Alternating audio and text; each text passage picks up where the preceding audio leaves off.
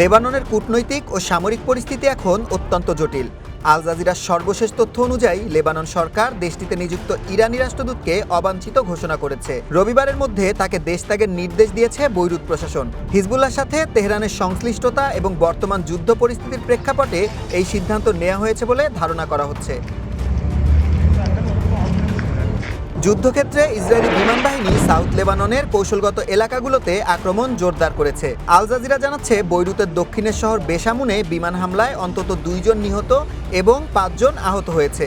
এছাড়া টায়ার শহরের নিকটবর্তী বিভিন্ন গ্রামে একাধিক ক্ষেপণাস্ত্র আঘাত এনেছে। বৈরুতের দক্ষিণ উপকণ্ঠে সোমবার রাতে অন্তত 60টি বড় অভিযান পরিচালনা করেছে ইসরায়েলি বাহিনী। লাইফে কখন কি হয় গ্যারান্টি আছে? তাই ইন্স্যুরেন্স করুন সিটি ব্যাংকে, কারণ ইন্স্যুরেন্স করলে সিটিতে সুরক্ষা পাবেন নিশ্চিন্তে। ইসরায়েলি প্রতিরক্ষা মন্ত্রণালয় দক্ষিণ লেবাননে একটি স্থায়ী নিরাপত্তা অঞ্চল বা বাফার জোন গড়ার ঘোষণা দিয়েছে। প্রতিরক্ষা মন্ত্রী ইসরায়েল ক্যাটস জানিয়েছে লিটানি নদী পর্যন্ত এলাকার পূর্ণ নিয়ন্ত্রণ নেবে ইসরায়েলি বাহিনী। আমরা লিটানি নদীর উপর থাকা 5টি সেতু ধ্বংস করেছি, যা হিজবুল্লাহর রসদ সরবরাহে ব্যবহৃত হতো। উত্তর ইসরায়েলের পূর্ণ নিরাপত্তা নিশ্চিত না হওয়া পর্যন্ত বাস্তুচ্যুত লেবানিজরা এই নদীর দক্ষিণে ফিরতে পারবে না। আইডিএফ লিটানি পর্যন্ত অবশিষ্ট সংযোগ সড়ক ও নিরাপত্তা অঞ্চলের নিয়ন্ত্রণ ধরে রাখবে।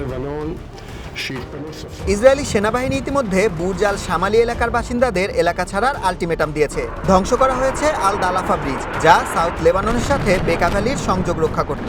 অন্যদিকে হিজবুল্লাহর রকেট হামলার আশঙ্কায় উত্তর ইসরায়েলের কিরিয়াত শমনা এলাকায় সতর্কতামূলক সাইরেন বাজানো হয়েছে। তবে এই যুদ্ধের মানবিক বিপর্যয় নিয়ে জাতিসংঘ গভীর উদ্বেগ প্রকাশ করেছে। লেবাননের যুদ্ধের প্রভাবে প্রতিদিন করে একটি ক্লাসরুমের সমান সংখ্যক শিশু হতাহত হচ্ছে। 10 লাখের বেশি মানুষ বাস্তুচ্যুত হয়েছে, যার 1/3 শিশু।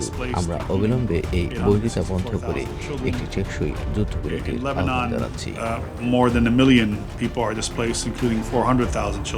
আল জাজিরার তথ্য মতে দক্ষিণ লেবাননে স্থল অভিযান চলাকালে ইসরায়েলি বাহিনীর এক সেনা আহত হয়েছেন। লিটানি নদী পর্যন্ত ভূখণ্ডের নিয়ন্ত্রণ এবং বৈরুত থেকে ইরানি দূতের বহিষ্কার, এই দ্বিমুখী সংকট লেবাননের সার্বভৌমত্ব ও আঞ্চলিক স্থিতিশীলতাকে চরম অনিশ্চয়তার মুখে ঠেলে দিয়েছে বলে মনে করছেন বিশ্লেষকরা।